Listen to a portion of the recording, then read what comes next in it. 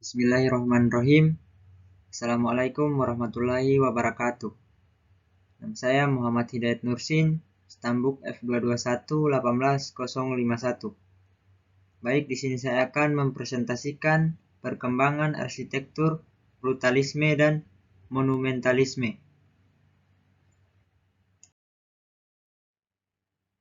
Pengertian arsitektur brutalisme.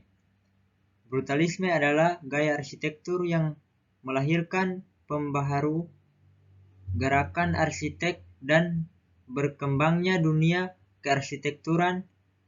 Brutalisme sebagai arsitektur juga dihubungkan dengan suatu ideologi yang berupa khayalan sosial yang cenderung keras untuk didukung oleh para perancangnya. Bangunan brutalis pada umumnya dibentuk dengan membentuk blokis, geometris, dan bentuk berulang, dan sering juga mengulang bentuk tapi tanpa ada ornamen. Bangunan brutalisme ini biasanya menggunakan bahan bangunan berupa beton, tetapi tidak semua bangunan brutalisme ini terbuat dari beton. Berasal dari beton brut beton telanjang yang dipakai oleh Le Corbusier pada bangunan Unité de Habitation di Marseille. Bangunan yang dibuat dengan gaya seperti ini yaitu menggunakan bahan bangunan yang kasar seperti beton ekspos, batu bata kasar, dan bahan lain yang sejenis termasuk di dalam aliran ini. Sebagai gantinya, bangunan dapat mencapai mutu brutalis melalui suatu bahan yang keras dan penampilan bangunan dan material strukturnya terbuat dari beton. Namun, tipe bangunan seperti brutalisme ini hanya dipandang sebelah mata dan banyak orang yang beranggapan bahwa tipe bangunan seperti ini sebagai gaya yang merusak pemandangan, dan majalah Home Office edisi 50 gaya Queen Anne dikatakan seperti barang rongsokan.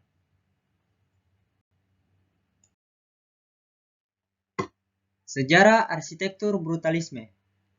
Bangunan brutalisme berkembang pada tahun 1950 sampai tahun 1970.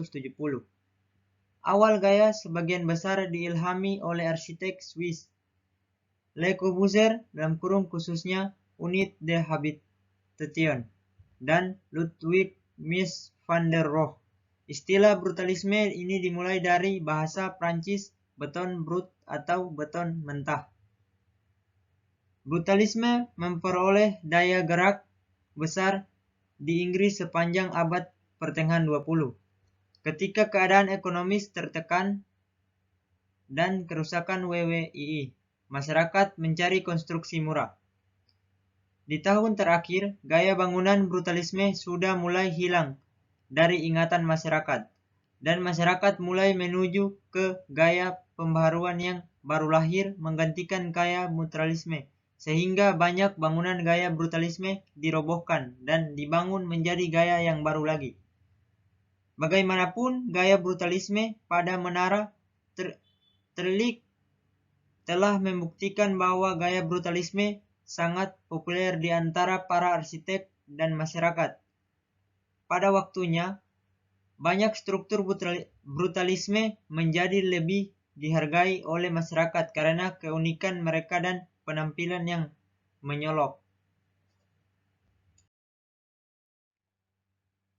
Ciri-ciri bangunan arsitektur brutalisme. Ciri bangunan dari tipe brutalisme adalah: 1. Bentuknya geometris dan berulang. 2. Bentuknya unik. 3. Menggunakan bahan material berbahan keras seperti beton, baja, kaca, dan batu-batuan kasar. Penggunaan warna dalam arsitektur brutalisme. Untuk urusan warna, ton gelap menjadi ciri khas arsitektur brutalisme. Warna gelap akan memunculkan kesan manly yang kuat. Hal ini sangat cocok untuk membangun karakter arsitektur brutalisme. Tapi penggunaan ton gelap membuat kamu harus pintar-pintar dalam membuat sirkulasi cahaya alami dari luar. Pentingnya pencahayaan bisa kamu akali dengan menggunakan lampu tambahan yang mengarah langsung ke perabot. Selain pencahayaan, hal selanjutnya yang harus kamu perhatikan adalah sirkulasi udara. Bila kamu tidak ingin menghilangkan material beton sebagai material utama kamu bisa menggunakan roster beton. Roster beton yang mencelah bisa kamu gunakan sebagai ventilasi tanpa menghilangkan kesan kokoh dari beton. Selain itu, kamu juga bisa mengakali dengan membuat ceiling yang tinggi. Fungsinya agar sirkulasi udara di dalam bangunan tidak sumpek.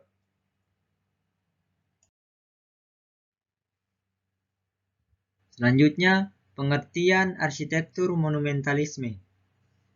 Arsitektur monumental mengadopsi berbagai perkembangan arsitektur dari zaman Yunani sampai dengan sekarang.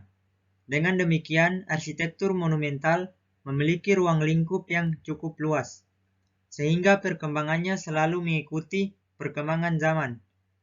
Arsitektur monumental memberikan suatu citra atau identitas yang mencerminkan suatu keadaan atau suatu gagasan dari keinginan si perancang dalam menuangkan gagasan atau ide. Arsitektur monumental memiliki bentuk yang khas. Ada yang berupa skulptur dan ada juga yang berupa bangunan yang unik.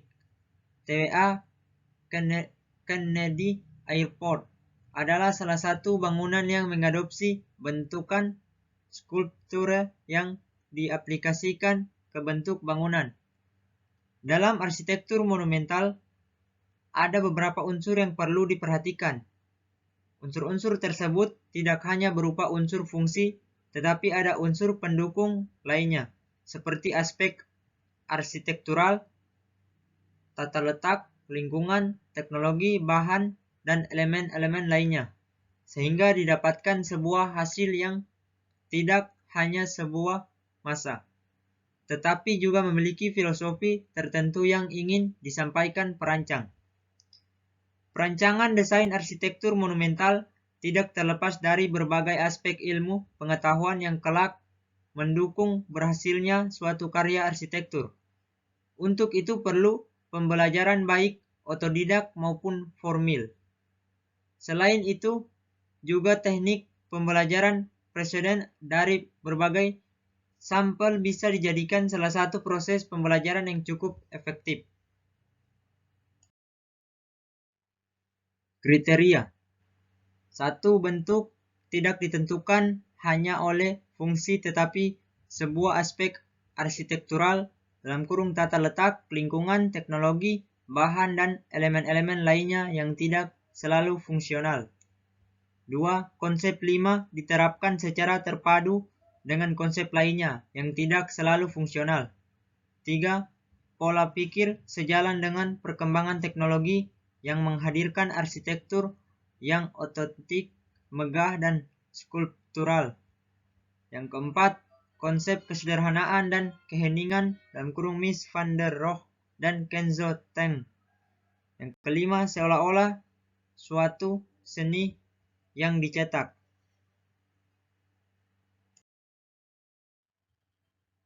Karakteristik arsitektur monumentalisme. 1. Bangunan fungsional yang dianggap penting karena usia dan ukuran. 2. Terkesan kokoh, agung, dan megah. 3. Bersifat sederhana, bersih, dan polos. 4. Berfungsi sebagai ruang yang terpusat.